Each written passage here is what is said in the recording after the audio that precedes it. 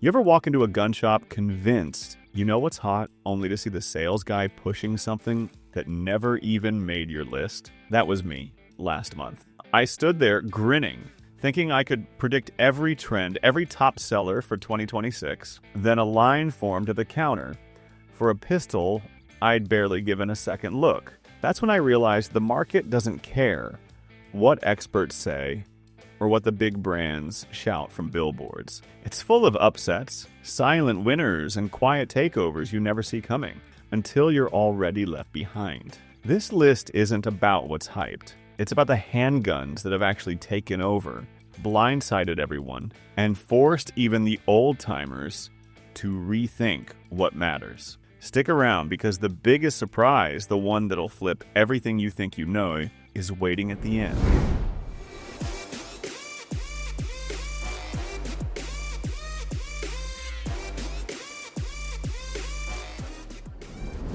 I grabbed the Springfield Echelon 4.0C months back, half on instinct, long before anyone seemed to care. At the time, nobody in my circle was talking about it. Even the pawn shop clerk barely looked up when he rang it out. No hype, no fanfare, just another Polymer 9 heading home. For weeks, it sat quiet in my safe while I stuck to my usual lineup at the range. But things started to shift. First, I caught a clerk at my local shop gently steering a first-time buyer away from the same old brands. Pointing right at the Echelon, said it was outselling last year's favorites. Next trip to the range, a couple of regulars noticed the grip on my bench and wanted to run a mag, then ask what made it feel so different. Out of nowhere, I started spotting threads online, people bragging about how the Echelon outclassed their legacy picks and beat their expectations flat. It wasn't long before my own perspective changed. This gun wasn't just filling space in the safe anymore.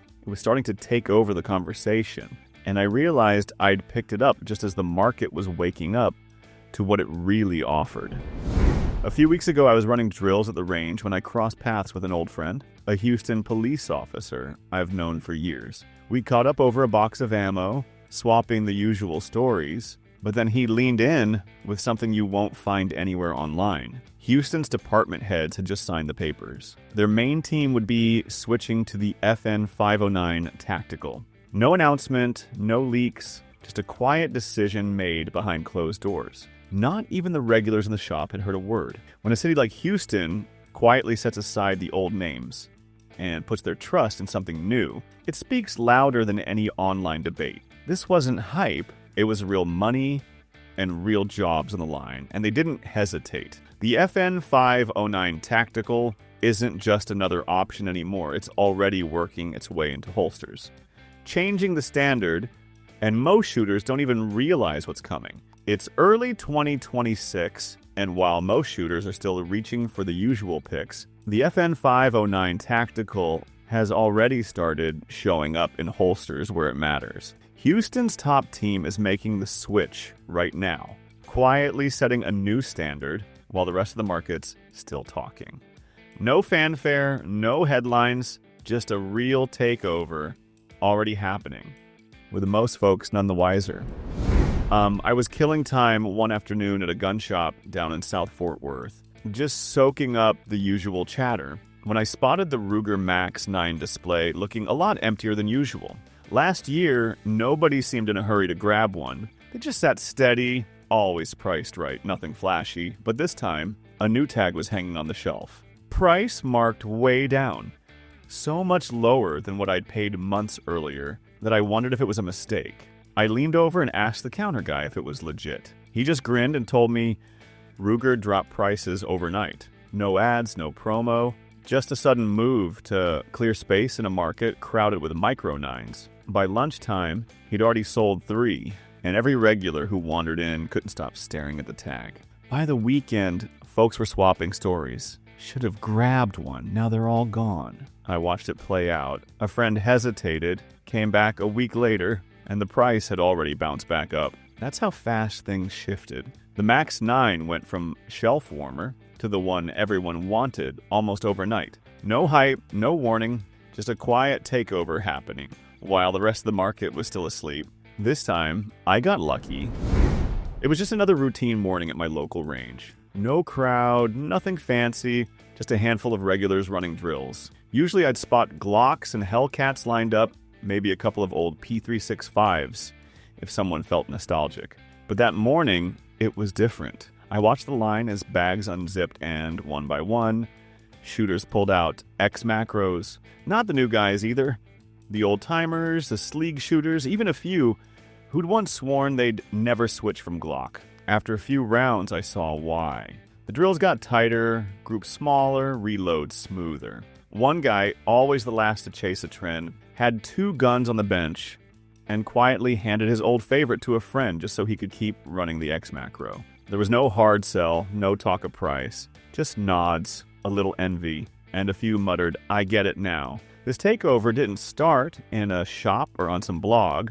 It started with shooters chasing better results and staying there. Sometimes skill, not hype, calls the shots. And just when I thought I'd seen the biggest surprise, the next gun on this list flipped everything I thought I knew about what makes a pistol matter.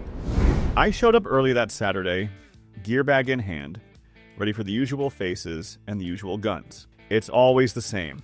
Guys running Glocks, a couple of CZs, and the die-hard 1911 crowd cracking jokes at sign-in. Nobody was talking about Smith & Wesson, but as we started running stages, something kept catching my eye. A couple of shooters I'd pegged as old school were working the line with M&P 2.0 Performance Centers. No fuss, just clean draws and steady pace. When the scores started getting posted, it was the same names at the top. But this time, those names had a new gun beside them. One guy, quiet, always consistent, let me take a few shots with his PC after the match. Right away, I felt the difference. The trigger broke like glass. The grip just settled in, and the groups came tight without even thinking. I stood there longer than I meant to, cycling rounds, not wanting to hand it back. I left that day with the usual brass in my pockets, and one question stuck in my head. Maybe I'd been missing something right in front of me. And the next pistol on my list, well, that one forced even more folks to reconsider everything they thought they knew. I'd never planned to trust the PDP Pro SD compact. The online reviews felt lukewarm, and the guys at my local shop barely gave it a mention. Out of boredom, I started carrying it, figuring I'd swap back in a day or two. What caught me wasn't just how well it disappeared on my belt, but how I started running into other regulars who'd made the same quiet switch. A few even admitted they'd sold off pricier guns to buy it. The shop couldn't keep them on the shelf, gone by Friday every week. Still, there was always a flicker of doubt when I left the house, wondering if I'd regret not carrying my old standby, if the PDP was just a phase, or if I'd run into a weak spot at the worst moment. I kept waiting for some hiccup or flaw, but each day it kept holding on. Still, I can't say I ever reached for it with the same confidence I had with my longtime carry. It just slowly edged everything else out. But if a gun can slip into the top spot almost by accident, the number one on my list is the kind of upset you don't recover from. I laughed the first time someone suggested carrying a CZ Shadow 2. The idea felt wrong. Too big, too heavy, too serious for real-world use. Every instinct said it was just a showpiece, a gun for the range, not the belt. But after enough ribbing from friends and a lost bet, I found myself living with one, if only for a few days. I expected it to be a chore. Instead, it started undoing everything I thought I knew about what a carry gun could be. The weight, the grip, the way the trigger settled my sights. It didn't just feel good, it made everything else feel like a workaround. By the end of the week, I had lost the muscle memory for my old favorites. I caught myself missing the comfort of compromise, missing the lower bar. Even quick draw drills felt different. I was sharper but uneasy. The old routine wasn't coming back. It's not that the Shadow 2 carry was best, it's that it wrecked my standard for enough. Every gun after felt a little sloppier, a little less honest. Once you let this one in, there's no going back. You might wish you never crossed that line. And if you thought this list was over, there's a bonus pick coming up that'll make you rethink your entire lineup all over again. I'll be straight, I haven't shot the Beretta B22 Jaguar, and odds are neither has anyone I know. It's the newest oddball to show up at SHOT Show 2026.